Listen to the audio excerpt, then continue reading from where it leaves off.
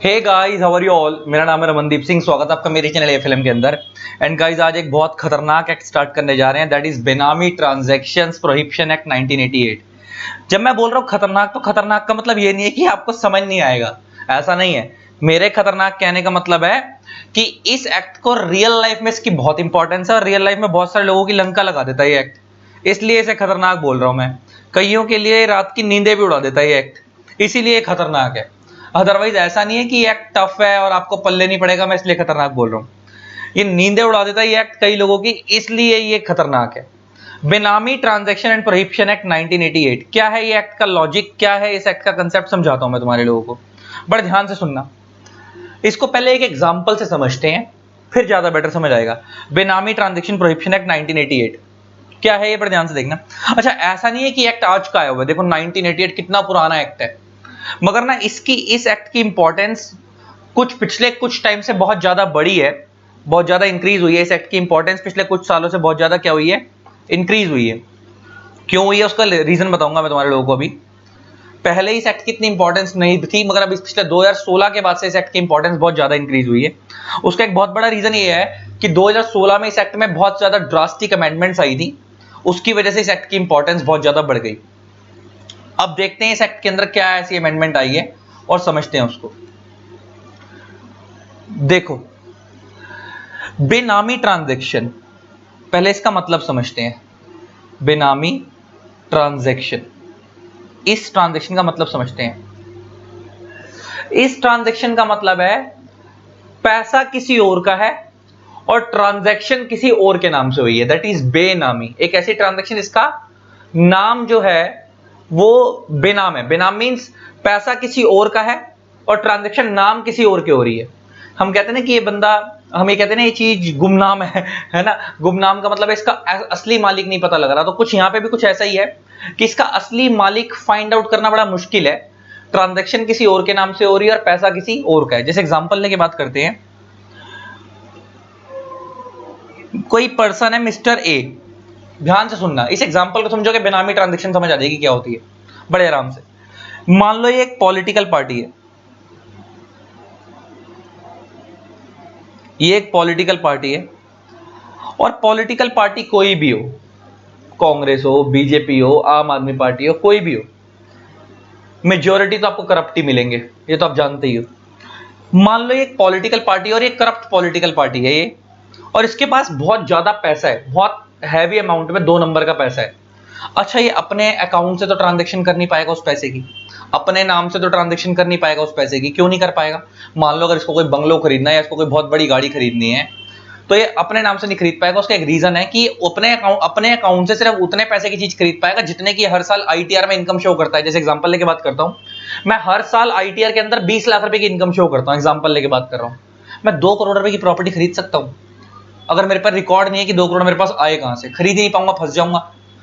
Income tax वाले कहेंगे साला तुम दिखाते हो 20 लाख रुपए साल में, तो तुम पर 2 करोड़ रुपए प्रॉपर्टी खरीदने का पैसा कहां से आ गया? पिछले 20 साल से सेव कर रहे थे, पिछले 10 साल से जोड़ रहे थे पैसा, है ना। अब ऐसे केसेस में ना बंदा फंस सकता है। तो ये लोग क्या करते हैं, पॉलिटिकल पार्टीज पे, तो ये तो मैं छोटा एग्जांपल ले रहा हूं, इन पे तो 100 करोड़ रुपए होता है। ये लोग उस पैसे को ठिकाने कहां लगाएं? तो ये लोग क्या करते हैं कि अपने मजदूरों को, अपने नौकरों को पकड़ते हैं, है ना, अपने क्या कहते हैं, ड्राइवर को पकड़ते हैं, अपने गार्ड को पकड़ते हैं, अपने जो उनके वॉचमैन है उनको पकड़ लेते हैं, है ना। इनके अगर वो कोई मान लो कोई बगीचा वगैरह, उस बगीचे के अंदर कोई बंदा इनका गार्डनर आता है, उसको पकड़ लेते हैं। ऐसे इन सबको पकड़ पकड़ के उनके नाम पे प्रॉपर्टियां खरीदवाते हैं। पता है कैसे करते हैं? जैसे मान लो पॉलिटिकल पार्टी है, पैसा इसका है, ये क्या करेंगे, छोटा छोटा अमाउंट ट्रांसफर करेंगे उसमें से निकाल के।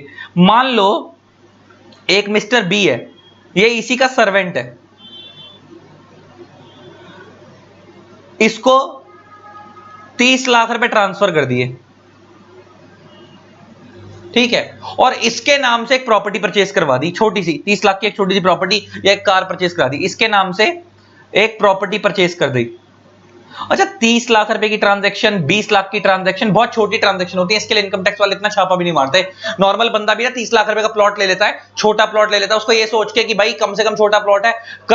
इनकम टैक्स वाले सोचता हो सकता है सारी जिंदगी का पैसा जोड़ रखा हो इस बंदे ने, सारी जिंदगी का पैसा जोड़ के इसने क्या करा, पैसे इकट्ठा करके 30 लाख रुपए का एक प्लॉट। तो जब 30 लाख रुपए का अमाउंट इसके नाम पे ट्रांसफर किया जाएगा ना, तो छोटी सी ट्रांजैक्शन, नॉर्मल बंदा, डिपार्टमेंट क्या सोचेगा, इनकम टैक्स डिपार्टमेंट भी, कि भाई हो सकता है ये बंदा जो सर्वेंट है यहाँ पे हर साल 10-12 लाख रुपए की इनकम दिखाता हो अपनी, तो इनकम टैक्स डिपार्टमेंट ये सोचेगा कि यार छोटे सा प्लॉट है 30 लाख रुपए का, सारे बेचारे ने सारी जिंदगी थोड़ा थोड़ा थोड़ा थोड़ा करके जोड़ के लिया होगा, तो ऐसे प्लॉटों पे ना शक नहीं जाता। अच्छा, इसका मतलब दिस इज बेनामी ट्रांजेक्शन, ये बेनामी ट्रांजेक्शन हो गई है। वो पकड़ी कब जाएगी वो अलग बात है, लेकिन कभी फ्यूचर में राज खुले तो सारी पकड़ी जाती है एक बार में। तो इसका मतलब यहां पे पैसा किसी और का है, ली किसी और के नाम से गई है, दिस इज बेनामी ट्रांजेक्शन। तो यहां पे जो बंदा ट्रांजेक्शन जिसके नाम पे प्रॉपर्टी ली जाती है उसे हम बोलते हैं बेनामीदार। क्या बोलते हैं? बेनामीदार। उसे इस लॉ में क्या बोलते हैं? बेनामीदार। और जिसका पैसा लगा था उसे हम इस एक्ट के अंदर बोलते हैं बेनिफिशियल ओनर। अच्छा, बेनिफिशियल ओनर क्यों बोल रहे हैं? क्योंकि अल्टीमेटली इस पैसे का सारा बेनिफिट किसको मिलेगा? अल्टीमेटली सर्वेंट के नाम से प्लॉट लिया, अब मान लो कल को उस प्लॉट पे रेंट को चढ़ा दिया जाए, तो पैसा तो इसका था, वो तो इसके नाम पे सिर्फ दिखावे के लिए लिया, और ये तो बेचारे इलिटरेट होते हैं, इनको तो कुछ पता ही नहीं होता इतना, इनको अपनी नौकरी बचानी होती है, इनके मालिक ने इनको जो बोला इन्होंने वो कर लिया। तो उस प्लॉट से जो भी किराया आएगा उस प्लॉट को मैनेज कौन कर रहा है? तो कमाएगा कौन? ये। तो अल्टीमेटली उसका बेनिफिशियल ओनर क्यों बोल रहे हैं? क्योंकि पैसा इसका सारा उस प्लॉट से जो बेनिफिट मिलेगा वो इसी को मिलेगा। तो ऐसे करके लोग क्या करते हैं, अलग अलग नौकरों को पकड़ के, अपने फैमिली मेंबर्स को पकड़ के थोड़ा थोड़ा थोड़ा थोड़ा पैसा डाइवर्ट कर देते हैं, डाइवर्ट करके अलग अलग नामों से ट्रांजैक्शन करवाते हैं। तो अगर कल को ये चीज पकड़ी कर जाती है तो इसे हम बोलते हैं बेनामी ट्रांजैक्शन। तो इसे हम क्या बोलते हैं? बेनामी ट्रांजैक्शन। अगर ये पकड़ी जाती है, पीछे बहुत सारी पॉलिटिकल पार्टीज पकड़ी गई थी इसके अंदर। और एक चीज मैंने तुम्हें बता दिया कि बेनामी ट्रांजैक्शन तो सीधी सी भाषा में समझ लो, पैसा किसी और का, रजिस्टर किसी और के नाम पे हो रही है, दैट इज बेनामी। अच्छा, इसका लॉ कहता है, अब बहुत सारे बच्चों को ना इसमें कंफ्यूजन होती है कि सर हमने तो अपने घर में देखा है कि पैसा हमारे पापा का होता है, प्रॉपर्टी मम्मी के नाम पे रजिस्टर होती है, तो दैट इज नॉट बेनामी। वो बेनामी नहीं है, अभी तुम आगे पढ़ोगे। मान लो फादर अपने इनकम शो करते हैं प्रॉपर, फादर आईटीआर के अंदर प्रॉपर इनकम शो करते हैं, प्रॉपर इनकम शो करते हैं, प्रॉपर मान लो 50 लाख रुपए वो इनकम शो करते हैं पर एनम की फादर, और उन्होंने अपनी मदर को पिछले 2 साल से पैसा, 3 साल से पैसा मान लो, और उन्होंने अपनी वाइफ के नाम पे, आपके फादर हैं तो उन्होंने मदर के नाम पे मान लो 1 करोड़ रुपए का प्लॉट रजिस्टर कराया।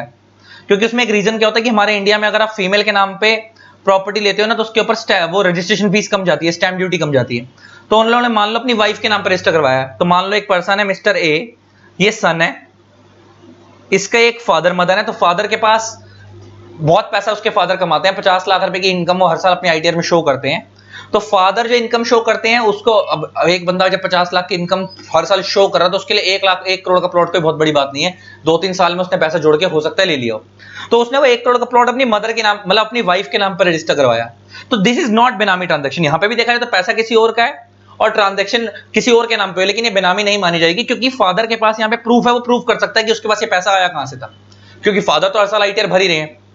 लेकिन ऊपर वाले केस में कल को अगर सर्वेंट पकड़ा गया तो सर्वेंट से पूछा जाएगा, हाँ भाई तेरे पास पैसा कहां से आया था, और बोलेगा पॉलिटिकल पार्टी से आया, तो पॉलिटिकल पार्टी लपेटे में आ जाएगी, हाँ भाई तूने इसको पैसा क्यों दिया, और कहां से पैसा आया तेरे पास, तेरे कौन कौन से सोर्सेज हैं, तेरी तनख्वाह तो साल की तेरी तो तनख्वाह 2 लाख रुपए महीने, तेरे पास 100 करोड़ रुपए की प्रॉपर्टी आई कहां से, 30 लाख का यहां लिया, ऐसे अलग अलग जगह बांटेंगे तो पूरी ट्रैकिंग होगी ना उसकी। तो ऐसे लोगों के फंसने के चांस होते हैं, वो बेनामी ट्रांजेक्शन है। लेकिन ये वाली ट्रांजेक्शन बेनामी नहीं है। बेनामी ट्रांजेक्शन ना जनरली 2 ही केस में होती है, मैं तुम्हें बताता हूं कब कब होती है। बेनामी ट्रांजेक्शन जनरली 2 केस में होती है, कब कब सुनना पड़ ध्यान से। 2 केसेस में होती है। एक तब जब आपने इलीगल सोर्सेज से इनकम कमाई है। अगर आपने इलीगल सोर्सेज से इनकम कमाई है, मान लो आपने मर्डर करा था, डकैती करी थी, रेप करा था, डकैती का पैसा या रेप करा था उसके लिए आपको किसी ने रेप करवाया और आपको सुपारी दी गई थी, है ना, आपने किसी का मर्डर करा उसकी सुपारी का पैसा आया, तो वो पैसा तो इलीगल सोर्सेज से आया ना, आप उस पैसे को शो तो कर नहीं सकते आईटीआर के अंदर। तो इलीगल सोर्सेज के पैसे को आप ठिकाने कैसे लगाओगे? कैश में बंटवाओगे, इधर उधर ठिकाने लगाओगे, थोड़ा थोड़ा पैसा करके बांटोगे, है ना, और उस पैसे को अलग अलग नामों से ट्रांजेक्शन करवाओगे उसकी, है ना, दैट इज बेनामी ट्रांजेक्शन। तो जनरली 2 केसेस बनते हैं बेनामी ट्रांजेक्शन के। एक तो कब, जब आपने इल्लीगल लीगल सोर्स से इनकम कमाई और आप उसको अब डिस्क्लोज नहीं कर पा रहे, अब आप उसको डिस्क्लोज नहीं कर पा रहे क्योंकि आपके पास पैसा बहुत ज्यादा आया 2 नंबर का और आप उसको आईटीआर में शो भी नहीं कर पाओगे। तो अब आप इसे क्या करोगे? अब मान लो 10 करोड़ रुपए की आप सुपारी का पैसा था, 10 करोड़ आया, आप उस 10 करोड़ को एकदम से कहीं ठिकाने लगाओगे, अपने नाम से कोई चीज लोगे तो फंस जाओगे। तो ये लोग क्या करते हैं, 30 लाख 40 लाख रुपए किसी को पकड़ाएंगे, 30 से 50 लाख किसी और को पकड़ाएंगे, किसी और के नाम से प्रॉपर्टी लेंगे, और ये पैसा तो कैश में आता जाता था, तो इस पैसे को अपने पास ही रखेंगे, 1-2 ट्रांजेक्शन अगले साल करेंगे, 1-2 ट्रांजेक्शन अगले साल करेंगे, इस पैसे को धीरे धीरे कुछ सालों में निकालेंगे। ताकि वो पैसा ठिकाने लग जाए प्रॉपर। तो अब उस नामों उस पैसे से जो प्रॉपर्टी खरीदी जा रही है, अगर कल को ट्रैकिंग हुई और पकड़ी गई तो वो ट्रांजैक्शन भी बेनामी ट्रांजैक्शन कहलाएगी। वो भी क्या कहलाएगी? बेनामी ट्रांजैक्शन कहलाएगी। दूसरा केस ये है कि आपने कमाई तो इनकम जेन्युइन सोर्सेज से थी, इनकम तो जेन्युइन सोर्सेज से कमाई थी, लेकिन आपने उसको प्रॉपरली डिस्क्लोज नहीं करा, आपने उसको प्रॉपरली डिस्क्लोज नहीं करा। मान लो एक मिस्टर ए नाम का पर्सन है, ये 1 साल के अंदर 1 करोड़ रुपए कमाता है, 1 करोड़ अर्न करता है, लेकिन ये आईटीआर के अंदर अपनी इनकम टैक्स रिटर्न में only 10 lakh per annum show करता है कि भाई मैं 10 लाख रुपए पर एनम कमाता हूं। अच्छा देखो, ये पता कौन से केस होता होगा? देखो, जिन लोगों की इनकम अकाउंट में आ रही है, बैंक अकाउंट में आ रही है, वो लोग तो अपनी इनकम छुपा नहीं पाते, उनका तो वो तो फंस जाते हैं। लेकिन जिन लोगों की इनकम कैश में आती है, तुम दिल्ली में चांदनी चौक चले जाओ, चावड़ी बाजार चले जाओ, सदर बाजार चले जाओ, ये लोग करोड़ों करोड़ रुपए कमा रहे हैं, लेकिन उन्हें आईटीआर 10 लाख रुपए की नहीं भरते। ये सारा पैसा गड़बड़ कर देते हैं, ये सारा पैसा इन पे कैश में आता है, आता बहुत ज्यादा, दिखाते बहुत कम है। तो मान लो अगर किसी बंदे की 1 करोड़ की इनकम है 1 साल की, लेकिन वो आईटीआर खाली 10 लाख की शो करता है, तो तुम्हें लगता है कि वो अपने नाम से एक ही साल के अंदर 10 करोड़ रुपए की प्रॉपर्टी लेके दिखा देगा? 10 करोड़ की प्रॉपर्टी परचेज करके दिखा देगा अपने नाम से? दिखा ही नहीं पाएगा। इनकम टैक्स वाले पूछेंगे भाई तेरे पे 10 करोड़ रुपए आए कहां से? हो सकता है उस बंदे के पास 100 करोड़ रुपए पड़े हो अंदर कैश में, लेकिन ये फंस गया ना, दिखा नहीं सकता 100 करोड़ रुपए, ये 10 करोड़ भी नहीं दिखा सकता, क्योंकि हर साल दिखाता है कितना 10 लाख रुपए। इसलिए समझदारी ये होती है कि जब आप इनकम बहुत अच्छे लेवल पे अर्न करो तो आईटीआर, मैं नहीं कहता कि प्रॉपरली पूरी दिखाओ, या तो प्रॉपरली पूरी दिखा रहे तो बहुत अच्छी बात है, दिखानी तो चाहिए, लेकिन अगर नहीं दिखा रहे तो कम से कम 50-60% तो दिखाओ कि कम से कम आप उस पैसे को प्रॉपरली यूटिलाइज कर सको और प्रॉपर उस पैसे को यूज भी तो कर सको, वरना अच्छी जगह पे तो यूज ही नहीं कर पाओगे। क्योंकि आजकल तो आप कोई भी ट्रांजैक्शन करने जाते हो तो एक नंबर में मांगते हैं। आप किसी गाड़ी लेने चले जाओ, आप कोई कार लेने चले जाओ, बैंक वो कहते हैं कि हम 2 लाख रुपए तक की कैश में एक्सेप्ट करेंगे, बाकी सारा पैसा हमारे को ऑनलाइन ट्रांसफर करो। तो एक नंबर में पैसा देना उनको तो रिकॉर्ड चाहिए होगा, है ना। आप कोई बिल्डिंग खरीदने जाते हो तो बिल्डिंग के अंदर, हाँ, बिल्डिंग वगैरह में ठिकाने कैसे लग जाता है पैसा, कि बिल्डिंग में क्या होता है कि प्रॉपर्टी मान लो 40 करोड़ रुपए की है या 40 लाख रुपए की, एक छोटे लेवल बात करते हैं, तो उसकी ना प्रॉपर्टी आप खरीदी 40 लाख की मार्केट वैल्यू के हिसाब से, लेकिन जो स्टैंप ड्यूटी जाती है सरकार को, रजिस्ट्रेशन भी जाती है, वो होती है सर्कल रेट के हिसाब से। हर एरिया का एक सर्कल रेट फिक्स होता है, और सर्कल रेट ना जनरली मार्केट वैल्यू के 50-60% ही होता है। मान लो कोई, अगर आपने प्रॉपर्टी 40 लाख की खरीदी है तो सरकार की नजरों में प्रॉपर्टी 40 लाख की नहीं है, आपने तो मार्केट वैल्यू के हिसाब से खरीदी है, सरकार की जो प्रॉपर्टी सर्कल रेट के हिसाब से 20-22 लाख रुपए की होगी। तो आपको जो स्टैंप ड्यूटी पे करनी होती है और रजिस्ट्रेशन फीस पे करनी होती है, वो 20-22 लाख रुपए पे करनी होती है, क्योंकि आपने एक नंबर में जितनी सरकार की नजरों में वैल्यू आप उतना ही दिखाओगे, बैंक से ट्रांसफर करोगे, बाकी सारा पैसा आप कैश में पकड़ा दोगे उसको नीचे से, तो वो सारा पैसा तो ब्लैक मनी हो गया, उसको तो ठिकाने लग गया, पता ही नहीं लगा वो पैसा गया कहां, है ना। सामने वाले को उसके 40 लाख मिल गया, आपको प्लॉट मिल गया, लेकिन सरकार की नजरों में आपने खाली 22 लाख का प्लॉट खरीदा, 40 लाख का प्लॉट नहीं खरीदा। ये एक फायदा होता है ना। तो ये भी केस बेनामी में आ जाते हैं। बेनामी में कौन से केस आते हैं कि आपने इनकम तो मेहनत से कमाई थी जनरल सोर्स, लेकिन प्रॉपरली इनकम डिस्क्लोज नहीं करी। अब प्रॉपर डिस्क्लोज नहीं करी तो आपके पास पैसा बहुत सारा एक्यूमुलेट हो गया, आप दिखाते कम थे, तो जो अब आपके जो आपने डिस्क्लोज नहीं करी, देखो जितना आप डिस्क्लोज कर रहे हो हर साल, उतने पैसे को तो फ्रीली यूज कर सकते हो कहीं पे भी, क्योंकि इनके उतना आपके आईटीआर में प्रूफ है। तो आप 10 लाख रुपए तक का साल का पैसा तो फ्रीली यूज कर सकते हो, आप पे प्रूफ होएगा कि 10 लाख रुपए पे आएगा, आप हर साल आईटीआर भर रहे हो उसकी। लेकिन जो ऊपर का पैसा जो आप पे नहीं है, आपने शो नहीं करा, उस पैसे को तो आप दिखा नहीं सकते आसानी से। अब दिखाया अपने आईटीआर में शो नहीं करा तो उसको कंज्यूम नहीं कर सकते आसानी से, तो उसको टिकाने लगाया जाएगा अलग अलग जगह पे। कभी थोड़ा पैसा इस साल कैश में यूज किया जाएगा, थोड़ा पैसा अगले साल यूज किया जाएगा, कुछ पैसा उससे अगले साल यूज किया जाएगा, ऐसे ऐसे करके ठिकाने लगाया जाएगा। तो ये भी बेनामी ट्रांजेक्शन में फॉल करते हैं। तो बेनामी ट्रांजेक्शन 2 तरीके से होती है। एक वो, जब आपको बेनामी ट्रांजेक्शन के लिए जो पैसा आता है वो 2 तरीके से होता है जनरली। एक वो पैसा जो आपके पास आया ही इलीगल सोर्सेज से, एक वो पैसा जो आपके पास आया तो लीगल सोर्सेज से था, लेकिन आपने उस इनकम को प्रॉपरली इनकम टैक्स में डिस्क्लोजर नहीं दिया। तो ऑटोमेटिकली जब डिस्क्लोजर नहीं दिया तो वो तो जितने का डिस्क्लोजर दिया आप उतने की ट्रांजैक्शन कर पाओगे अपने नाम से, बाकी की तो कर नहीं पाओगे, वरना प्रूफ मांग लिया जाएगा अगर कल को पकड़े गए तो। हाँ भाई, इतना तुम तो इनकम इतनी दिखाते थे, तुमने इतनी महंगी प्रॉपर्टी कैसे खरीद ली, पैसा कहां से आया। तो ये भी बहुत सोचने वाली चीज है, ये सोच लेना, कभी ध्यान रख लेना, अपने अपने करियर दिमाग में बात बिठा लो। कहीं मान लो ऐसा हो जाए कि तुम लोग कमाते हो साल का 1 करोड़ रुपए, तुम आईटीआर भरते हो 10 लाख रुपए की, है ना, और तुमने निकलवा ली 2-3 साल के अंदर ही 1 करोड़ रुपए की मर्सिडीज बेंज। मर्सिडीज वालों के पास से खबर पहुंचेगी इनकम टैक्स डिपार्टमेंट में, इनकम टैक्स वाले सर्च करेंगे, कहेंगे साले ने 3 साल से आईटीआर भरनी शुरू करी है, 10 लाख रुपए की इनकम दिखाता है, 1 करोड़ की गाड़ी कैसे ले ली इसने। तुम फंसोगे, फिर तुम्हारी ट्रैकिंग होगी। तो ऐसी ट्रांजैक्शन को भी बेनामी में ले लिया जाएगा।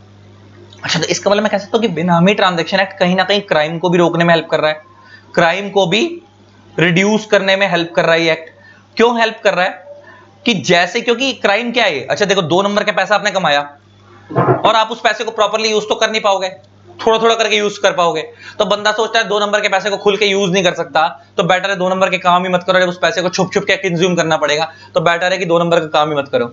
और दूसरा देखा है कि अगर आप इनकम जेन्युइन सोर्सेज से कमा रहे हो, तो उसमें भी ये है कि ज्यादा से ज्यादा इनकम शो कर दो, थोड़ा सा टैक्स भरना जरूर पड़ेगा, लेकिन उसके बाद आप उस पैसे को फ्रीली यूज कर सकते हो। मान लो आपकी 1 करोड़ की इनकम है, आपने 10 लाख शो कर, आप फंस गए, मतलब आप 90 लाख रुपए आप उस ठिकाने नहीं लगा पाओगे। लेकिन अगर आपने 1 करोड़ की इनकम, आपने 50 लाख भी शो कर दिया, 50 लाख चलो ठिकाने लगा लिया, ब्लैक में अपने पास रख लिया, 50 लाख आपने आईटीआर में शो कर दिया कि आप 1 साल का 50 लाख कमाते हो, तो 50 lakh is a very good amount. अब 50 लाख पे टैक्स पे कर दो, सरकार की नजरों में 50 लाख वाइट हो गया ना आपका। अब आप उस 50 लाख को कहीं भी यूज करो मजे से, अब आप 2-3 साल में मर्सिडीज भी ले लेना, बीएमडब्ल्यू भी ले लेना, जो लेनी है वो ले लेना।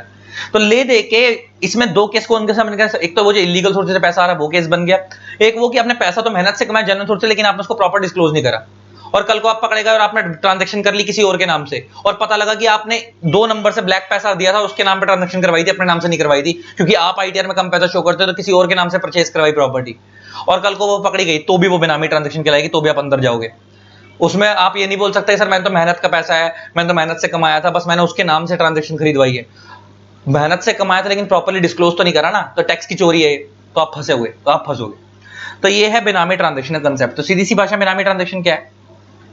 ट्रांजैक्शन किसी और की, पैसा किसी और का, इज कॉल्ड बेनामी ट्रांजैक्शन। ट्रांजैक्शन किसी और के नाम से हो रही है, पैसा किसी और का है। अच्छा, एक चीज और समझने वाली, इस एक्ट की इंपॉर्टेंस 2016 के बाद से क्यों बढ़ गई है? पहले इस एक्ट की इंपॉर्टेंस कम थी, बट आफ्टर 2016 अमेंडमेंट, 2016 में इस एक्ट के अंदर क्या आई?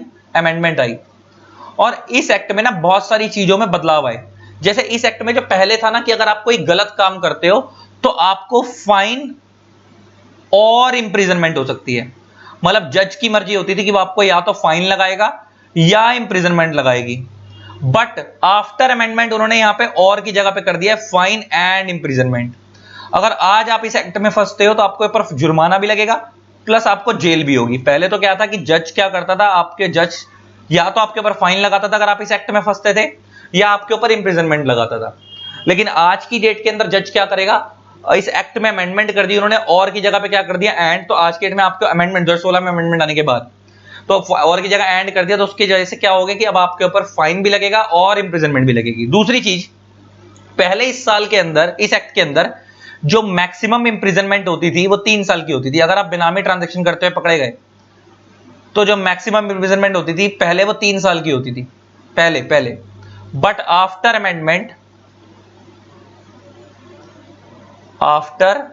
अमेंडमेंट ये 3 साल से इंक्रीज करके 7 साल कर दी गई है। 3 साल से इंक्रीज करके कितनी कर दी गई है? 7 साल। तो अब इस एक्ट में आपको जो सजा मिलेगी वो कितने साल की मिलेगी? 3 साल की जगह 7 साल की मिलेगी। कितने साल की मिलेगी? 7 साल की मिलेगी। तो पहले 3 साल की मिलती थी, अब कितने साल की मिलेगी? 7 साल की मिलेगी। तो ये एक डिफरेंस आ गया। तो पहले 3 साल की सजा होती थी, अब 7 साल की सजा होती है, ये एक फर्क हो गया। पहले फाइन होता था, अब और इंप्रिजनमेंट होती है, फाइन एंड इंप्रिजनमेंट है। अभी और भी कई सारी चीजें बदली हैं, तो अभी मैं तुम्हारे को दिखाता चला जाऊंगा। अच्छा, पहले जो इंप्रिजनमेंट होती थी ना वो सिंपल इंप्रिजनमेंट होती थी। पहले जो इस एक्ट में इंप्रिजनमेंट होती थी वो सिंपल इंप्रिजनमेंट होती थी, मतलब 2016 से पहले जो इस एक्ट में इंप्रिजनमेंट होती थी वो कौन सी होती थी? सिंपल। बट आफ्टर अमेंडमेंट इस एक्ट में जो इंप्रिजनमेंट कर दी गई है वो रिग्रेस इंप्रिजनमेंट कर दी गई है। कौन सी कर दी गई है? Regret imprisonment. रिग्रेस का मतलब होता है, देखो 2 तरीके की इंप्रिजनमेंट होती है, मैं तुम्हें बताऊं। इंप्रिजनमेंट 2 तरीके की होती है, एक होती है सिंपल, एक होती है रिग्रेस। इंप्रिजनमेंट 2 तरीके की होती है, एक होती है सिंपल और एक होती है रिग्रेस। अच्छा, रिग्रेस का मतलब होता है कठोर, और सिंपल का मतलब होता है कि मान लो आपको जेल में डाल दिया, आप बस आराम से सुबह सो रहे हो, खाना खा रहे हो, खा पी के सो रहे हो, दैट इज सिंपल इंप्रिजनमेंट। आपसे ज्यादा परेशान नहीं किया जा रहा, आपको ज्यादा हरास नहीं किया जा रहा। रिग्रेस इंप्रिजनमेंट का मतलब आपसे पत्थर तोड़वाए जाएंगे, आपसे वहां पे गटर साफ करवाए जाएंगे, टॉयलेट साफ करवाए जाएंगे, चक्की पिसवाई जाएगी, बहुत हैवी बर्डन वाला काम करवाया जाएगा, आपको परेशान कर दिया जाएगा, दैट इज रिग्रेस इंप्रिजनमेंट। सोच लो, तो पहले क्या होती थी? सिंपल इंप्रिजनमेंट, अब वो इंक्रीज करके क्या कर दी गई? चेंज करके रिग्रेस। पहले 3 साल, पहले तो सजा 3 साल से 7 साल करी, और इंप्रिजनमेंट को भी सिंपल से क्या कर दिया, रिग्रेस, मतलब बहुत खतरनाक इंप्रिजनमेंट होगी, आप बर्दाश्त नहीं कर पाओगे, आपको नर्क लगेगा वो, ये हालात कर दिए जाएंगे आपके जेल के अंदर।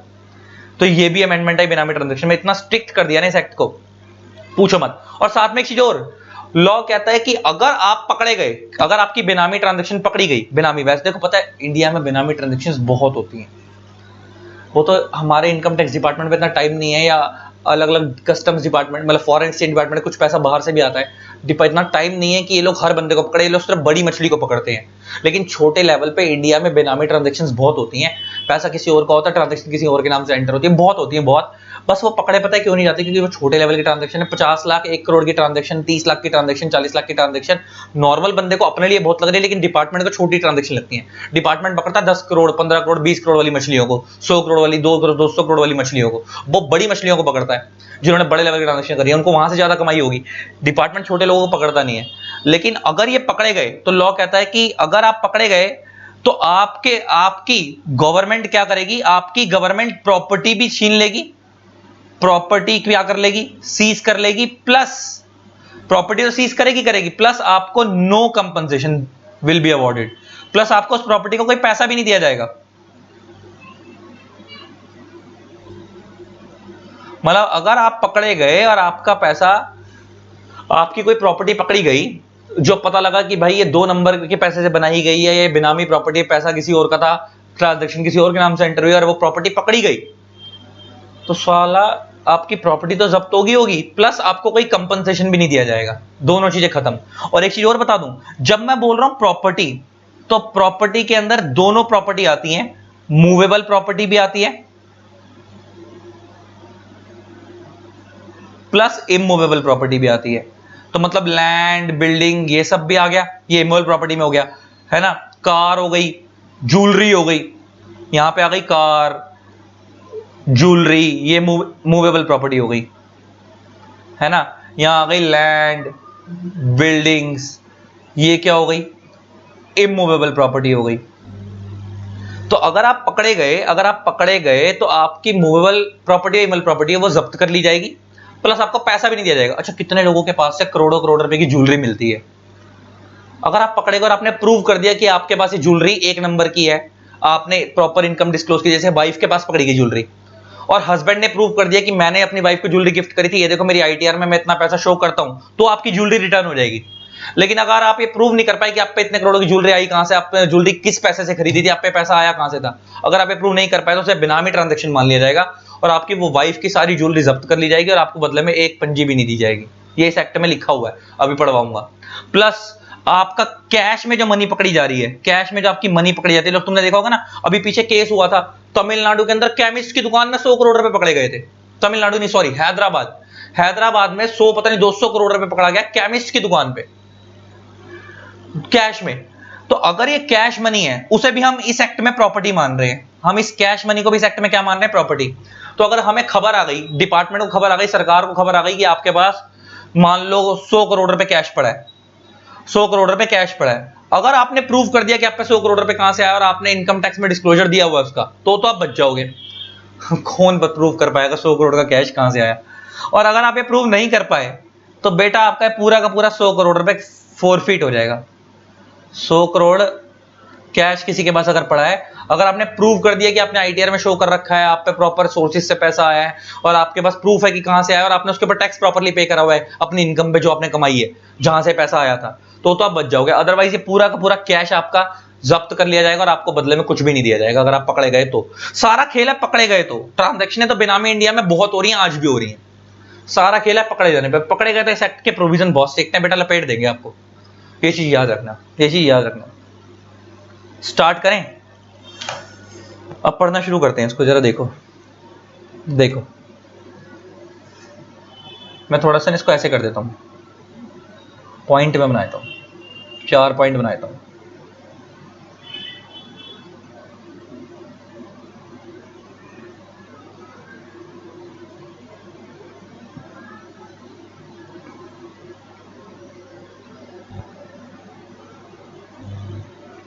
Objective and purpose of the act, heading डालना है यहाँ पे, objective and purpose of the act. इस एक्ट का ऑब्जेक्टिव क्या है और पर्पस क्या है हम वो पढ़ेंगे। देखो पहले तो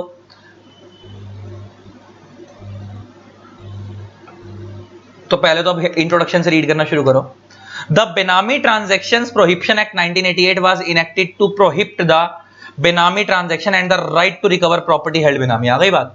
तो बेनामी ट्रांजैक्शन एक्ट किस चीज पे प्रोहिबिशन लगा रहा है? प्रोहिबिशन मींस रोक लगा रहा है कि आप इंडिया में बेनामी ट्रांजैक्शन नहीं करोगे and the right to recover property held benami, और अगर आपकी प्रॉपर्टी पकड़ी गई तो आपकी प्रॉपर्टी को रिकवर कर लिया जाएगा, आपसे छीन लिया जाएगा।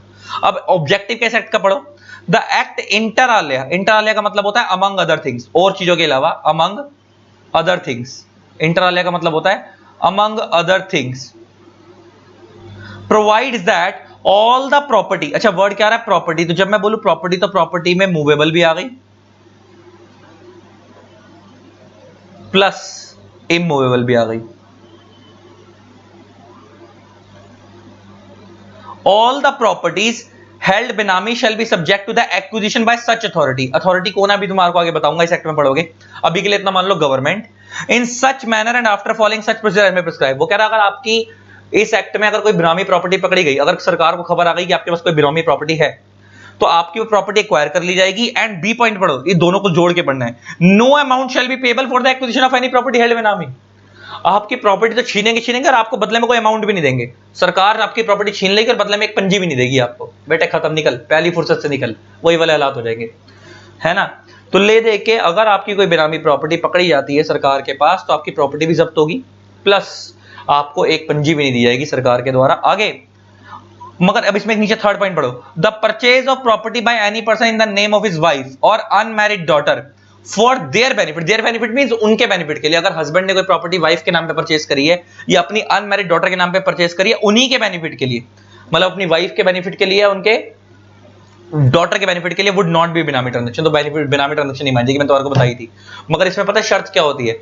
हस्बैंड के अगर कल कोई चीज पकड़ी गई तो हस्बैंड को प्रूव करना पड़ेगा कि उसके पास पैसा कहां से आया। तो क्योंकि पैसा तो हस्बैंड का है, रजिस्ट्री उसने वाइफ के नाम पे करवाई है, अपनी डॉटर के नाम पे करवाई है, तो ये प्रूव करना पड़ जाएगा कि पैसा आया कहां से था, ये पैसा आया कहां से था। हस्बैंड को अपने आईटीआर में अगर वो शो कर देगा प्रॉपर्ली कि मैंने, देखो मेरा मेहनत का कमाया हुआ पैसा है, मैंने आईटीआर में शो कर रखा है, बस मैंने ली अपने नाम से नहीं, अपनी वाइफ को गिफ्ट देने के लिए ली थी या अपनी वाइफ के नाम पे उसको एक उनके बेनिफिट के लिए दी थी, तो कोई दिक्कत नहीं, आप वो बेनामी ट्रांजैक्शन नहीं मानी जाएगी। अब ये फोर्थ पॉइंट है, securities held by a depository as a registered owner under the provision of the depository act और पार्टिसिपेंट। पार्टिसिपेंट का मतलब है depository participant, depository participant as an agent of a depository would not be benami transaction. इस line का मतलब समझ लो क्या है। आपने इंडिया में पढ़ा, देखो आप किसी कंपनी के शेयर जब परचेज करते हो तो दो तरीके से होते हैं। देखो अगर वो लिस्टेड कंपनी है तो उसके जो शेयर्स होते हैं वो डीमैट फॉर्म में होते हैं। किस फॉर्म में होते हैं? डीमैट फॉर्म में होते हैं। मान लो आप स्टॉक मार्केट से किसी कंपनी के शेयर खरीदते हो तो वो तो लिस्टेड कंपनी है, उसके शेयर डीमैट फॉर्म में होते हैं। डीमैट फॉर्म का मतलब होता है इलेक्ट्रॉनिक फॉर्म में होते हैं। और अगर कोई अनलिस्टेड कंपनी है, मगर अगर मान लो कोई प्राइवेट कंपनी है, तो उसके जो शेयर होते हैं वो फिजिकल फॉर्म में होते हैं। उसके शेयर्स कैसे होते हैं? फिजिकल फॉर्म में होते हैं। तो मान लो अगर किसी मिस्टर ए ने, एक कंसेप्ट होता है, मान लो किसी मिस्टर ए ने किसी एक्स प्राइवेट लिमिटेड के 100 शेयर्स परचेज करे हैं, तो कंपनी के रिकॉर्ड में जो मेंबर्स की लिस्ट होती है उसमें नाम किसका आएगा? ए का, एज अ रजिस्टर्ड ओनर। कि कंपनी के रिकॉर्ड में रजिस्टर्ड ओनर कौन है? मिस्टर ए, क्योंकि ए ने अपने नाम से 100 शेयर खरीदे हैं। प्लस उस शेयर पे जो बेनिफिट मिलेगा, डिविडेंड मिलता है आपको, जब किसी कंपनी शेयर खरीदते हो आपको डिविडेंड मिलता है, आपको वोटिंग राइट मिलती है, तो उस शेयर पे जो प्लस जो बेनिफिट मिलेंगे वो भी ए को ही मिलेंगे। तो मिस्टर ए रजिस्टर्ड ओनर भी है प्लस बेनिफिशियल ओनर भी है। मिस्टर ए रजिस्टर्ड ओनर भी है प्लस बेनिफिशियल ओनर भी है, कि रजिस्टर भी इसी के नाम पे हुए हैं और बेनिफिट भी उन शेयर्स के ऊपर जो मिलेगा वो इसी को मिलेगा। लेकिन ये कब होता है? अगर अनलिस्टेड कंपनी हो तो। अगर लिस्टेड कंपनी हो ना तो ऐसा नहीं होता। अगर लिस्टेड कंपनी हो तो ऐसा नहीं होता। लिस्टेड कंपनी में जो आपको शेयर लेने होते हैं ना वो डीमैट फॉर्म में लेने होते हैं। डीमैट फॉर्म का मतलब इलेक्ट्रॉनिक फॉर्म। और वो शेयर जो आपको खरीदने होते हैं वो आपको, उसके लिए आपको पहले डीमैट अकाउंट खुलवाना पड़ता है। और वो डीमैट अकाउंट कहां पे खुलता है? डिपॉजिटरी के पास। और इंडिया में दो ही डिपॉजिटरी हैं, इंडिया में दो डिपॉजिटरी हैं, एक है एनएसडीएल, एक है सीडीएसएल। और डिपॉजिटरी का मतलब क्या होता है कि ये लोग आपको एक डिपॉजिटरी क्या है? एक बैंक है।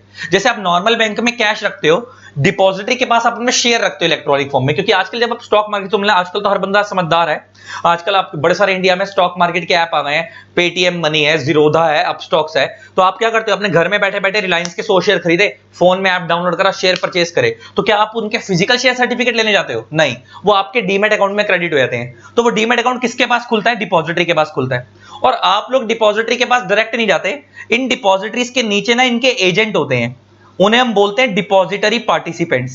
क्या बोलते हैं? Depository participants. पब्लिक से जो इंटरेक्ट करते हैं वो डिपॉजिटरी इंटरेक्ट नहीं करते। इंडिया में दो ही डिपॉजिटरी, एनएसडीएल, सीडीएसएल। पब्लिक से जो इंटरेक्ट करते हैं वो डिपॉजिटरी पार्टिसिपेंट इंटरेक्ट करते हैं। तो डिपॉजिटरी हो गए प्रिंसिपल और डिपॉजिटरी पार्टिसिपेंट हो गए एजेंट। अगर मैं इनकी एग्जांपल की बात करूं तो इसमें कौन कौन आता है? जीरोधा, आपने नाम सुना होगा, आजकल बहुत फेमस है। इसके अंदर आता है अपस्टॉक्स, आपने नाम सुना होगा, आजकल ये भी एक डिपॉजिटरी पार्टिसिपेंट्स है। इसके अंदर आता है पेटीएम मनी, ये भी एक डिपॉजिटरी पार्टिसिपेंट है। इसके अंदर आता है ग्रो, आजकल ये चल रहा है, एटसेट्रा। ये सब कौन है? Depository participant. आप इनके यहाँ डीमैट अकाउंट खुलवाते हो, अपने डीमैट अकाउंट खुलवाओ। तो आप जब किसी लिस्टेड कंपनी के शेयर परचेस करते हो ना, मान लो आपने रिलायंस के 100 शेयर खरीदे, तो आप रिलायंस के रिकॉर्ड में रजिस्टर नहीं होते, रिलायंस के रिकॉर्ड में आपका नाम नहीं आता, क्योंकि आप तो ऐप से परचेस कर रहे हो। तो ऐप से परचेस करने का मतलब क्या है कि आप इनके ऐप से परचेस कर रहे हो, मतलब आप डिपॉजिटरी पार्टिसिपेंट के थ्रू शेयर परचेस कर रहे हो। तो उसमें क्या होता है, उस केस में क्या होता है कि मान लो अगर आपने रिलायंस के शेयर परचेस करे, रिलायंस के शेयर परचेस करे, तो रिलायंस के रिकॉर्ड में आप रजिस्टर नहीं होगे। डिपॉजिटरी जो होता है, रिलायंस के रिकॉर्ड के अंदर डिपॉजिटरी रजिस्टर्ड ओनर बनेगा, मतलब रिलायंस के रिकॉर्ड में शेयर के मालिक आप नहीं हो, डिपॉजिटरी है, एनएसडीएल या सीडीएसएल। मतलब आपके पैसा, आपसे वो पैसा लेकर आपके बिहाफ पे शेयर खरीदते हैं, कौन? डिपॉजिटरी। तो आप जो बैठे बैठे व्हाट्सएप पे ट्रांजैक्शन, वो ऐप में ट्रांजैक्शन करते हो ना, जीरोधा से, अपस्टॉक से, आप जो शेयर खरीदते हो, बड़ी बड़ी कंपनियों के स्टॉक मार्केट ट्रेडिंग करते हो घर पे बैठ के, तो आपको खुद भी नहीं पता कि पीछे से क्या हो रहा है, कि वो शेयर आपके नाम पर रजिस्टर नहीं हो रहे हैं, वो डिपॉजिटरी के नाम पर रजिस्टर होते हैं रिलायंस के अंदर। और आप किसके रिकॉर्ड में जाते हो? और मान लो अगर मिस्टर ए है, उसने अगर रिलायंस के 100 शेयर खरीदे थे, तो 100 शेयर अगर उसने खरीदे थे, तो वो 100 शेयर इसके नाम पर रजिस्टर नहीं होंगे रिलायंस में, 100 शेयर वो डिपॉजिटरी के नाम पर रजिस्टर होंगे, जिसके पास इसने डीमैट अकाउंट खुलवा रखा था। मिस्टर ए ने जिस डिपॉजिटरी के पास डीमैट अकाउंट खुलवाया था, उसके नाम से रजिस्टर होंगे। और मिस्टर ए जो है वो डिपॉजिटरी के रिकॉर्ड में क्या बन जाएगा? Beneficial owner. बेनिफिशियल ओनर क्यों बन जाएगा? क्योंकि अल्टीमेटली सारा बेनिफिट तो आप ही को मिलेगा, पैसा आपका लगा है। जैसे अब मैं रिलायंस के 100 शेयर खरीद रहा हूं, तो पैसा तो मेरा ही है ना, तो डिविडेंड का अधिकार मेरे को मिलेगा, वोटिंग का अधिकार मेरे को ही मिलेगा। मगर स्टॉक मार्केट का एक रूल है, क्योंकि आप डीमैट फॉर्म में शेयर खरीदने, स्टॉक मार्केट में जो भी शेयर ट्रेड होंगे वो डीमैट फॉर्म में होंगे, फिजिकल फॉर्म में नहीं होंगे। इसलिए और डीमैट फॉर्म के लिए आपको डिपॉजिटरी के पास अकाउंट खुलवाना पड़ता है, इसीलिए वो शेयर रजिस्टर किसके नाम पे होते हैं? डिपॉजिटरी के नाम पे। तो जो लिस्टेड कंपनीज का कंसेप्ट होता है, जो बड़ी बड़ी कंपनी का कंसेप्ट होता है, जब आप वहां शेयर खरीदते हो तो वहां पे रजिस्टर्ड ओनर कोई और होता है और बेनिफिशियल ओनर कोई और होता है। जब आप किसी प्राइवेट कंपनी के शेयर खरीदते हो, लाला कंपनी के, जैसे ये है छोटी कंपनियां, इसमें आपने अपने नाम से शेयर खरीदे, तो आप ही का नाम कंपनी के रिकॉर्ड में रजिस्टर होगा, तो रजिस्टर्ड ओनर भी आप ही हो, और उस शेयर पे जो बेनिफिट मिलना है वो भी आप ही को मिलेगा। लेकिन जब आप किसी लिस्टेड कंपनी वगैरह के शेयर खरीदते हो, तो शेयर रजिस्टर आपके नाम पे नहीं होते, रजिस्टर होते डिपॉजिटरी के नाम पे। तो कंपनी के रिकॉर्ड में जो ऑनर होता है उन शेयर्स का डिपॉजिटरी होता है, लेकिन पैसा क्योंकि आपका, तो सारा बेनिफिट तो आप ही को मिलेगा। तो आप कंपनी के लिए रजिस्टर्ड ओनर नहीं हो, आप बेनिफिशियल ओनर हो, क्योंकि बेनिफिट सारा आप ही को मिलेगा। और वो बेनिफिशियल ओनर का रजिस्टर कौन मेंटेन करता है? डिपॉजिटरी मेंटेन करता है। कौन मेंटेन करता है? डिपॉजिटरी, क्योंकि आपने अपना डीमैट अकाउंट किसके पास खुलवा रखा है? डिपॉजिटरी के पास। तो अच्छा एक बात बताओ, अब जो ये बेनिफिशियल ओनर है, तो this is not benami transaction, ये बेनामी ट्रांजैक्शन नहीं है। देखा जाए तो यहां पे भी यही हो रहा है, पैसा किसी और का, रजिस्टर किसी और के नाम पे हो रही है। पैसा आपका है, जैसे मान लो मैंने रिलायंस के 100 शेयर खरीदे, पैसा मेरा है, लेकिन रजिस्टर किसके नाम पे हो रहे हैं? डिपॉजिटरी के नाम पे। मगर ये तो कंसेप्ट ही है, तो लॉ ही अलाउ करता है, तो this is not benami transaction. तो वो फोर्थ पॉइंट ये बता रहा है कि security held by depository as a registered owner, security ने जो अपने नाम पे एज अ रजिस्टर, क्योंकि सिक्योरिटी डिपॉजिटरी क्या बनता है? कंपनी के रिकॉर्ड में रजिस्टर्ड ओनर, तो कह रहा है वो बेनामी ट्रांजैक्शन नहीं है, और आप क्या हो? Beneficial owner. तो देखा जाए तो यहां से देख के तो ऐसे ही लग रहा है, जैसे, क्योंकि मैंने तो बताया बेनामी का मतलब क्या है, रजिस्टर किसी और के नाम पे हो रही है, पैसा किसी और का है, तो यहां पे देख के ये लग रहा है कि ये भी बेनामी है। लेकिन लॉ कहता है बेनामी नहीं मानी जाएगी, क्योंकि लीगली अलाउड है। क्योंकि इंडिया में आप डायरेक्टली किसी लिस्टेड कंपनी के शेयर खरीद नहीं सकते, फिजिकल लेना अलाउड नहीं है, इलेक्ट्रॉनिकली लेना अलाउड है डीमैट फॉर्म में, और इलेक्ट्रॉनिकली आप डायरेक्ट खरीद नहीं सकते, क्योंकि किसके थ्रू खरीदोगे? डिपॉजिटरी के थ्रू, क्योंकि आपका डीमैट अकाउंट किसके पास खुलेगा? डिपॉजिटरी के पास। तो कंपनी के रिकॉर्ड में डिपॉजिटरी रजिस्टर्ड ओनर बनेगा, और आप डिपॉजिटरी के रिकॉर्ड में क्या बनोगे? Beneficial owner. तो जो डिविडेंड मिलना है, वो वोटिंग मिलना है, वो सब आप ही को मिलेगा। तो वो कंपनी किसको बताएगी ये बात? डिपॉजिटरी को बताएगी, डिपॉजिटरी को सारी फॉरवर्ड किसको करेगा? आपको। तो इस तरीके से कंसेप्ट चलता है। तो ये इस एक्ट का ऑब्जेक्टिव था। कौन कौन सी ट्रांजैक्शन बेनामी मानी जाएगी, कौन कौन सी नहीं मानी जाएगी, हमने ये भी समझ लिया। अब आगे बढ़ते हैं, क्या कह रहा है।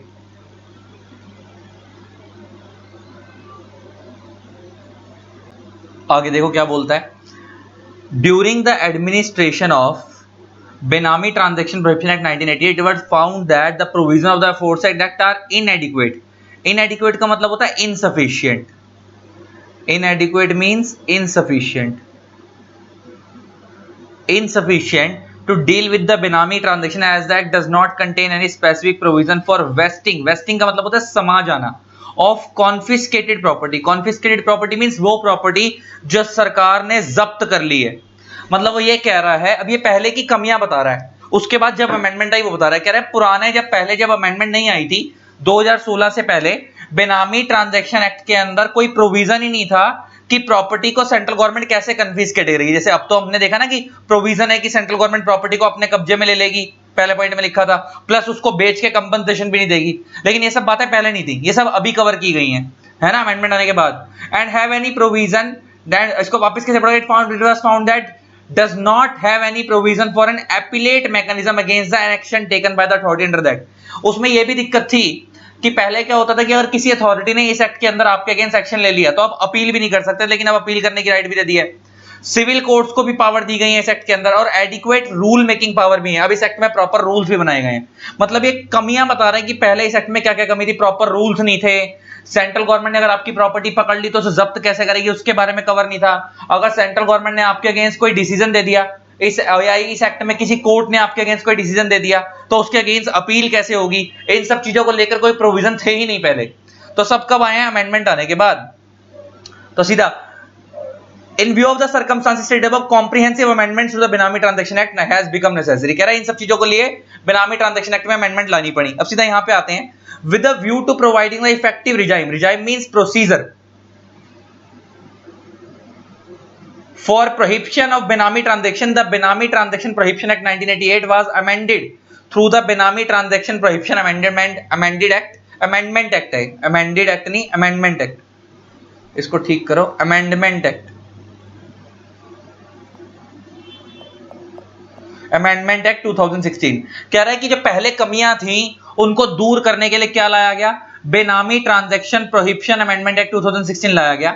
The amended law empowers the specified authorities to provisionally attach means temporary basis पे जब्त कर लो benami property which can eventually be confiscated. Confiscated का मतलब होता है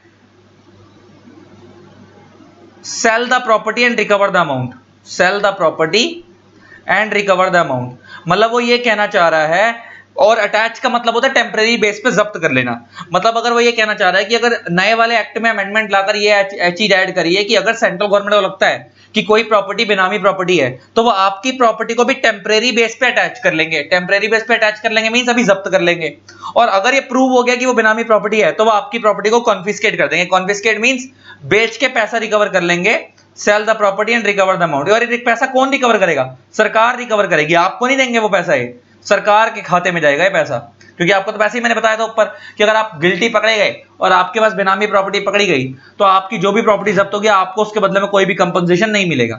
तो कह रहा है अमेंडमेंट का यही काम था कि इस अमेंडमेंट के अंदर इन्होंने क्या सिखाया कि पहला the amendment law, the amended law, यहां से नीचे ले आते हैं, द अमेंडेड लॉ मींस वही जो amendment I, so empower the specified authority, मतलब सरकार को पावर दी, सरकार ने पावर दी इस लॉ के अंदर, इस लॉ ने सरकार को पावर दी क्या करने के लिए, to provisionally attach. Provisionally means attach means temporary attach. कौन सी property, benami property, which can eventually be confiscated, जिसको फ्यूचर में कॉन्फिस्केट किया जा सकता है। कॉन्फिस्केट मींस बेच के पैसा रिकवर किया जा सकता है फ्यूचर में, अगर वो पकड़ा गया कि वो बेनामी। देखो अभी तो हमारे को शक है कि आपके पास बेनामी प्रॉपर्टी है, लेकिन अगर फ्यूचर में प्रूव हो गया कि आपके पास जो प्रॉपर्टी है वो बेनामी है तो आपकी प्रॉपर्टी को बेच के पैसा रिकवर किया जा सकता है।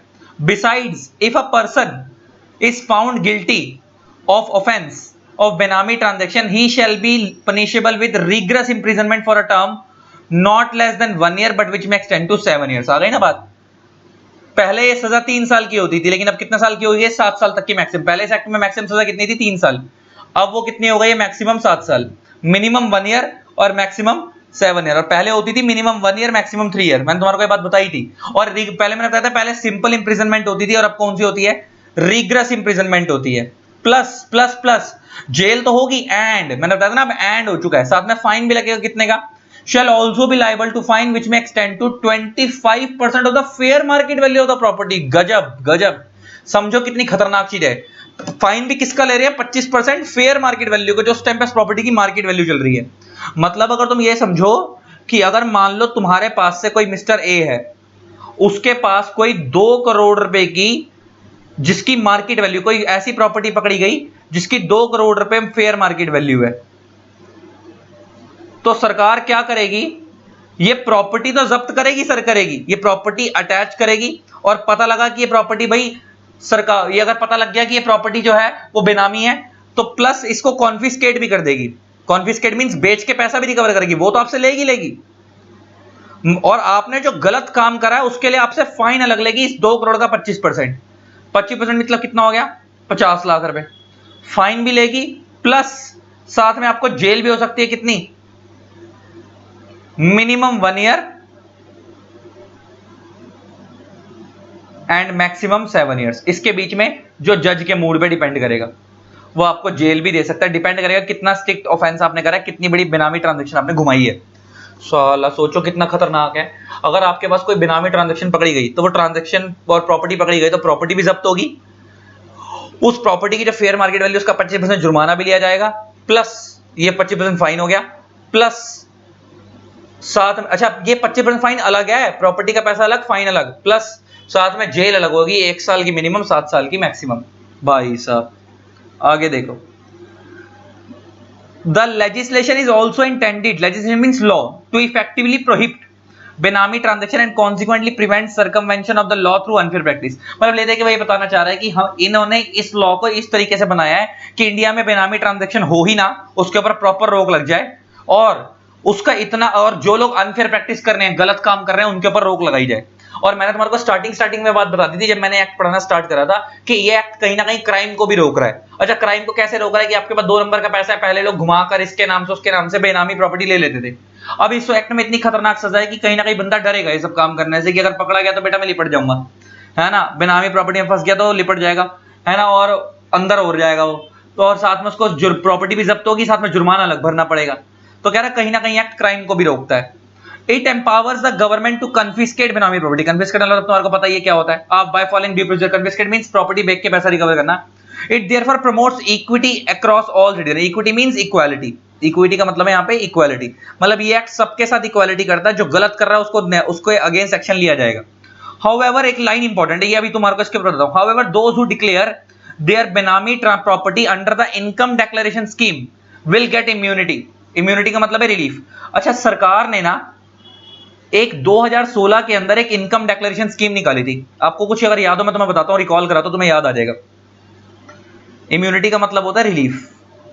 आपको पता है 2016 में जब डीमोनेटाइजेशन हुई थी, 2016 के अंदर आपको पता होगा नोटबंदी हुई थी, 8 नवंबर 2016 को डीमोनेटाइजेशन हुई थी। क्या हुई थी? डीमोनेटाइजेशन हुई थी, नोटबंदी हुई थी, जिसमें सरकार ने, आपको याद होगा, 500 के नोट, ₹500 के नोट एंड ₹1000 के नोट्स को एबॉलिश कर दिया था, कि इसकी जगह पे नए नोट आएंगे। और आपको पता होगा उसके बाद 500 का तो न्यू नोट निकाला उसके बाद, और 1000 का नोट बंद करके उसकी जगह पे 2000 रुपए का नया नोट निकाला था, है ना, 1000 का नोट बंद करके 2000 का नया नोट निकाला था। तो जिन जिन लोगों के पास ये पैसा था, कितने कितने लोगों के पास 100 करोड़ रुपए पड़ा था, और एक रात में कर दिया। अब जिन लोगों के पास ये पैसा पड़ा है, अगर वो उसको न्यू करेंसी में कन्वर्ट नहीं कराएंगे तो बैंक में जमा करवाना पड़ेगा, तभी वो कन्वर्ट होंगे। अब कितने लोगों के पास 100 करोड़ रुपए जो उन्होंने अब तक कभी बैंक में जमा ही नहीं करवाया, अगर वो लोग जमा नहीं करवाएंगे उस पैसे को अगर बैंक के अंदर, तो वो वैसे ही बेकार हो जाएंगे। अगर किसी के पास मान लो 1000 रुपए के नोट के हिसाब से 100 करोड़ रुपए पड़े थे, अगर वो बैंक में नहीं डालेगा उसको और उसके बदले में नई करेंसी नहीं लेगा, क्योंकि 2016 के अंदर डीमोनेटाइजेशन हो गया था और उसके अंदर उन्होंने कहा था सारे नोट बैन है, तो अब इसकी जगह पे नए नोट लेने पड़ेंगे। तो अगर वो इन नोटों को जमा ना कराता तो उसको नए नोट ना मिलते, और नए नोट ना मिलते तो ये 100 करोड़ रुपए तो उसके वैसे ही बर्बाद हो जाते। तो और अब उसको ये डर लग रहा है कि अगर वो 100 करोड़ रुपए बैंक में डालेगा तो बैंक वाले पूछेंगे पैसा आया कहां से, अब उसको ये भी डर है। तो 2016 के अंदर ना मोदी गवर्नमेंट ने एक स्कीम लॉन्च करी थी, मोदी गवर्नमेंट ने एक स्कीम लॉन्च करी थी। कौन सी स्कीम? जिसका नाम था income declaration scheme. Income declaration scheme, इसमें उन्होंने ये बोला था कि आपके पास जितना भी पैसा है, आपके पास जितना भी पैसा है, आप बैंक में डिपॉजिट करवा दो, आप बैंक में डिपॉजिट करा दो और आप विदाउट एनी रीजनिंग, बैंक आपसे कुछ नहीं पूछेगा कि आप पे इतना पैसा कहां से आया, और उस पैसे के ऊपर आप 45% टैक्स पे कर दो। क्या पे कर दो? 45% टैक्स पे कर दो और 55% अपना वापस ले जाओ, 55% अपना क्या ले जाओ? रिफंड ले जाओ। तो और आपसे कुछ नहीं पूछा जाएगा कि ये पैसा कहां से आया। लेकिन अगर आपने ऐसा नहीं बताया तो आपका अगर फ्यूचर में अगर आप पकड़े गए तो 100 का 100% फोरफिट कर लिया जाएगा, कुछ भी नहीं मिलेगा। और उस टाइम पे तो वो बंदे को 100% रखने का तो फायदा ही नहीं था। अब उसके पास 100 करोड़ रुपए अगर 1000 रुपए के नोट पड़े हैं या 500 रुपए के पुराने वाले नोट पड़े हैं तो वो तो वैसे भी यूज नहीं कर सकता था मार्केट में, उसको जमा कराने ही पड़ते। तो सरकार ने क्या फंडा बनाया था, और वो लोग डर रहे थे बैंक जाने से, तो सरकार ने क्या बोला था कि अगर आपके पास पैसा है, जितना भी पैसा है, तो आप उसका जितना पैसा आपके पास और आप पे उसका रिकॉर्ड नहीं है कि पैसा कहां से आपने कैश में रखा हुआ था, तो 45% तक के पैसे पे टैक्स ले लो, उस पैसे को जमा कराओ, 45% टैक्स सरकार को दे दो और 55% पैसा वापस ले जाओ। इससे क्या फायदा हो गया कि वो बेनामी कंसीडर नहीं होगा। अगर आप ऐसा करोगे तो बेनामी कंसीडर नहीं होगा, लेकिन अगर आप ऐसा नहीं करोगे, आपके पास बाद में पैसा पकड़ा गया किसी इलीगल सोर्स से, तो आपके ऊपर सारा का सारा पैसा जम फोरफिट कर लिया जाएगा। मगर ये किन लोगों के लिए था? ये जो बड़े बड़े लोग थे। अच्छा, किसी के पास 5 लाख रुपए थे, 10 लाख रुपए थे, उनके साथ कोई दिक्कत नहीं आई, उन लोगों को तो कोई टैक्स भी नहीं पे करना था। नॉर्मल बंदा 5, 10 लाख, 15 लाख, 20 लाख की आईटीआर तो भरता ही है। तो ऐसे लोगों ने अपना पैसा जमा कराया, उनसे कोई टैक्स नहीं लिया, क्योंकि सरकार आईटीआर तो उनके पास, सरकार के पास इतनी आईटीआर तो जाती है। सरकार ने पकड़ा ही बड़ी मछलियों को, बड़े लोगों को, जिन्होंने बड़ी हरकतें कर रहे थे। अब कोई 100 करोड़ की पैसा जमा करवाने आया बैंक में, वो आईटीआर भरता 50 लाख रुपए की, और उसके पास कैश में 100 करोड़ है। सरकार पूछेगी ना 100 करोड़ कहां से आया, तो उसको यही डर था। तो सरकार ने क्या कंसेप्ट निकाला था कि आप इनकम डिक्लेरेशन स्कीम निकाली थी 2016 के अंदर, कि आपके पास जितना भी पैसा है आप उसको बैंक में डिपॉजिट कराओ, आपको नई करेंसी मिल जाएगी उसके बदले में। और सरकार आपसे कोई, बैंक आपसे कोई रीजन नहीं पूछेगा, सरकार आपसे कोई रीजन नहीं पूछेगी कि पैसा कहां से आया, बस उसके ऊपर चुपचाप 45% टैक्स पे कर दो, 55% रिफंड ले लो, और ये पैसा बेनामी कंसीडर नहीं होगा, ये सब पैसा फिर एक नंबर में ट्रीट होगा। लेकिन अगर आप ये काम नहीं करोगे तो आपका 100% पैसा बेनामी ट्रीट हो जाएगा, अगर आपने इलीगल सोर्सेज से कन्वर्ट कराने की कोशिश करी और कोई गड़बड़ी करी। तो कह रहा है ये प्रोविजन भी लाए गए। अब आते हैं इस एक्ट के फीचर्स की बात। कह रहा benami transaction prohibition amendment act was received the assent of president on 10 August 2016 and came into effect from 1 November 2016। कह रहा है जो बेनामी ट्रांजैक्शन में जो अमेंडमेंट आई थी इस एक्ट के अंदर, वो कब आई थी? वो प्रेसिडेंट ने एक्ट, आपको पता ना अमेंडमेंट एक्ट लाने के लिए वही होता है, कोई भी अमेंडमेंट भी पार्लियामेंट के रूप से पास होती है, देन प्रेसिडेंट साइन करते हैं। तो वो प्रेसिडेंट ने साइन तो कर दिया था 10 अगस्त 2016 को, लेकिन वो इफेक्टिव कब से हुआ था? 1 नवंबर 2016 से। अब इस एक्ट के कुछ फीचर्स हैं, और ये सारे फीचर्स तुम्हारे को ऑलरेडी मोटा मोटा पता है। पहला, इट डिफाइंस अ बेनामी ट्रांजैक्शन एंड बेनामी प्रॉपर्टी। इस एक्ट में बताया गया है कि कौन सी चीज बेनामी ट्रांजैक्शन है और कौन सी चीज बेनामी प्रॉपर्टी है। अभी तुम आगे डेफिनेशन पढ़ोगे उसकी, ये देखो बेनामी प्रॉपर्टी किसको मानेंगे इस एक्ट में, बेनामी ट्रांजैक्शन किसको मानेंगे इस एक्ट में डिफाइन किया गया है। प्लस साथ में किस किस चीज को बेनामी नहीं मानेंगे, लेकिन an exclusion of transaction which shall not be construed. Construed means understood या ट्रीटेड, अंडरस्टूड बोल लो या ट्रीटेड बोल लो। तो कौन कौन सी ट्रांजैक्शन को बेनामी मानेंगे और कौन कौन सी ट्रांजैक्शन को बेनामी नहीं मानेंगे, वो इस एक्ट में बताया हुआ है। कंस्ट्रूड मींस अंडरस्टूड बोल लो या ट्रीटेड बोल लो। तो कौन सी ट्रांजैक्शन को बेनामी मानेंगे और कौन सी को नहीं मानेंगे, वो इस एक्ट में बताया हुआ है। अगर आपने बेनामी ट्रांजैक्शन एंटर करी तो उसके कॉन्सिक्वेंसेस क्या होंगे, वो भी इस एक्ट में बताया। तुम्हारे को मैंने बताई दिए कि 25% का जुर्माना देना पड़ेगा, 7 साल तक की जेल हो सकती है। प्लस इसके अलावा वो अगर आपको जो पेनल्टी लगेगी उसका प्रोसीजर क्या होगा और किस तरीके से लगेगी, वो भी बताया हुआ है इस एक्ट में। इस एक्ट के अंदर सिविल कोर्ट की जो पावर है वो कुछ अथॉरिटीज को दी गई है, मतलब आपका जो एक्शन है, लिखा है it also provide the power of civil court shall be available to the authority. मतलब इस एक्ट में आपके अगेंस्ट एक्शन सिविल कोर्ट नहीं लेगा, इस एक्ट में ही कोई अथॉरिटी बनाई गई है। वो अथॉरिटी कौन है, अभी आगे पढ़ेंगे। जैसे कंपनी लॉ में एनसीएलटी है ना, ऐसे सेबी लॉ के अंदर सिक्योरिटी अपीलेट ट्रिब्यूनल है, ऐसे ही यहां पे भी अथॉरिटी है, उसका नाम अलग होगा, वो अभी आगे पढ़ेंगे। तो कह रहा है उसके पास वही पावर है, एक सिविल कोर्ट के पास पावर होती है। प्लस इस एक्ट में नोटिस कैसे भेजा जाएगा आपको, रूल्स कैसे इंप्लीमेंट किए जाएंगे। प्लस इसके अलावा ना इसमें ना एक सेशन कोर्ट्स को लिखा ना, it enable the central government in consultation with the chief justice of high court to designate one और more court of session as special court और special court for the purpose of this act. अब ये बताता हूं क्या चीज है। अच्छा, आपको पता है या नहीं पता बात, इस एक्ट में वो कह रहा है जो केस जाएगा ना वो स्पेशल कोर्ट पे जाएगा। जैसे कंपनी लॉ में जो केस जाता है वो कहां जाता है, एनसीएलटी पे। इस एक्ट में जो केस जाएगा वो कहां जाएगा, स्पेशल कोर्ट पे जाएगा। अब स्पेशल कोर्ट क्या चीज है, अब तुम ये समझो, स्पेशल कोर्ट किसको मानेंगे इस एक्ट में, अब ये समझो। आपको पता होगा सबसे ऊपर सुप्रीम कोर्ट होता है, सबसे ऊपर सुप्रीम कोर्ट होता है, उसके नीचे हाई कोर्ट होते हैं। और उसके नीचे डिस्ट्रिक्ट कोर्ट होते हैं। टीचर आपको सिखाते हैं उसके नीचे डिस्ट्रिक्ट कोर्ट होते हैं, लेकिन नहीं, उसके नीचे दो तरीके के कोर्ट होते हैं, एक होते हैं डिस्ट्रिक्ट कोर्ट और एक होते हैं सेशन कोर्ट्स। उसके नीचे दो तरीके के कोर्ट होते हैं, एक होता है डिस्ट्रिक्ट कोर्ट्स, एक होता है सेशन कोर्ट्स। डिस्ट्रिक्ट कोर्ट्स में सिविल केसेस जाते हैं एंड सेशन कोर्ट्स में क्रिमिनल केसेस जाते हैं। डिस्ट्रिक्ट कोर्ट में सिविल केसेस, अच्छा ये अलग से नहीं होते हैं। जैसे तुम लोगों ने अपने एरिया में सुना, जैसे दिल्ली के अंदर 30,000 कोर्ट है या कड़कड़डुमा कोर्ट है, तो कड़कड़डुमा कोर्ट के अंदर ना 100 रूम बने हुए हैं, उसी में से कुछ रूम डिस्ट्रिक्ट कोर्ट का काम कर रहे हैं और कुछ रूम सेशन कोर्ट का काम कर रहे हैं। मतलब अगर कड़कड़डुमा कोर्ट जब तुम बाहर से देखते हो, डिस्ट्रिक्ट कोर्ट जब तुम ये मतलब जो 30,000 कोर्ट बाहर से देखते हो, तो वो बाहर से एक कोर्ट दिख रहा है, लेकिन अंदर 100 रूम है और 100 रूम में 100 जज बैठे हुए हैं। एग्जाम्पल लेके बात कर रहा हूं। तो उसी में से कुछ रूम में सिविल केसेस जाते हैं, तो जिनमें सिविल केस जाते हैं वो डिस्ट्रिक्ट कोर्ट है, और जिनमें क्रिमिनल केसेस जाते हैं, मर्डर डकैती रेप वाले केस, वो सेशन कोर्ट्स हैं। तो लोअर लेवल पे दो कोर्ट हो गए, डिस्ट्रिक्ट कोर्ट, सेशन कोर्ट, और हाई कोर्ट और सुप्रीम कोर्ट में दोनों केस जाते हैं, सिविल प्लस क्रिमिनल। मगर यहां तो अपील जाती है ना, यहां तो अपील जाती है कि अगर आप डिस्ट्रिक्ट कोर्ट या सेशन कोर्ट के डिसीजन सेटिस्फाइड नहीं हो तो अपील कहां जाएगी? हाई कोर्ट में। और आप अगेन सेटिस्फाइड नहीं हो तो अपील कहां जाएगी? सुप्रीम कोर्ट में, है ना। तो ये इस तरीके से कंसेप्ट चलता है, इस तरीके से कंसेप्ट चलता है। ये बात समझ आ गई आपको? तो अब करना क्या है, वो ये कह रहा है कि इस एक्ट के अंदर जो स्पेशल कोर्ट है, जो स्पेशल कोर्ट है वो कौन से कोर्ट माने जाएंगे? कह रहा है जो दिल्ली हाई कोर्ट का चीफ जस्टिस है, जो दिल्ली हाई कोर्ट नहीं, सॉरी हाई कोर्ट, उस स्टेट का जो हाई कोर्ट है, आपको पता हर स्टेट का हाई कोर्ट अलग होता है। कहता है जो chief justice of high court होता है, ये जजिस के ऊपर एक पोजीशन होती है, chief justice of high court. कह रहा है जो chief justice of high court है वो ही एक स्पेशल कोर्ट, वो ही जो सेशन कोर्ट है, उन्हीं में से कुछ सेशन कोर्ट को स्पेशल कोर्ट डेजिग्नेट कर देगा इस एक्ट के लिए। मतलब इस एक्ट के लिए कोई नए स्पेशल कोर्ट नहीं बनाए जाएंगे। मतलब मैंने तुम्हें बताया ना, इस एक्ट में जो भी क्रिमिनल केस होंगे, जो बिनामी ट्रांजैक्शन एक्ट में जो भी क्रिमिनल केस होंगे, वो स्पेशल कोर्ट पे जाएंगे। तो स्पेशल कोर्ट कुछ अलग से नहीं बनाए जाएंगे, जो जिस स्टेट के अंदर, हर स्टेट में सेशन कोर्ट तो होते ही हैं, तो उन सेशन कोर्ट में से ही कुछ सेशन कोर्ट को chief justice of high court क्या करेगा? सेलेक्ट करके स्पेशल कोर्ट डेजिग्नेट कर देगा। तो उस सेशन कोर्ट के अंदर इस एक्ट के केस भी जाएंगे, बेनामी ट्रांजैक्शन वाले, क्योंकि वो इस एक्ट के पर्पज से वो सेशन कोर्ट क्या माना जाएगा? स्पेशल कोर्ट माना जाएगा। प्लस इसके अलावा अगर आपने इस एक्ट के अंदर बेनामी ट्रांजैक्शन एंटर करते वक्त कोई फॉल्ट डॉक्यूमेंट सबमिट करे या कोई गड़बड़ी करने की कोशिश करी तो उसके अगेंस्ट केस है। प्लस इसके अलावा अपील करने के प्रोविजन भी इस एक्ट में बताए गए हैं फीचर्स से, ये इस एक्ट के फीचर्स थे। अब आती है डेफिनेशंस, इसको अगली वीडियो से करेंगे।